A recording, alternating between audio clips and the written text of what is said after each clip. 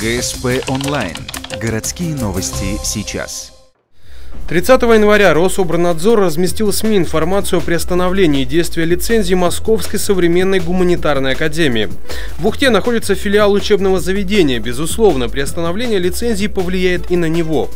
Должностные лица Ухтинской СГА комментировать ситуацию отказались, сославшись на преждевременность каких-либо оценок. К тому же пояснили, что на сегодня учебный процесс идет по заведенному порядку. Однако в Ухте число высших учебных заведений не так уж велико. Повлияет ли упразднение СГА на рынок образовательных услуг? СГА составляли в основном конкуренцию уже УГТУ. Там были такие специальности, которые не было, допустим, в УГТУ, та же юриспруденция, я это знаю. Но я считаю, что конкуренция должна быть какая-то, должно быть два вуза. Но основной считается УГТУ, поэтому если бы его закрыли, то да, а так как филиал московского, то вряд ли. На официальном сайте Московской СГА разместили обращение. В нем действия Рособорнадзора назвали незаконными и пообещали разобраться в суде. Добавим, ситуации с приостановлением лицензий филиалов СГА по России происходят не в первый раз.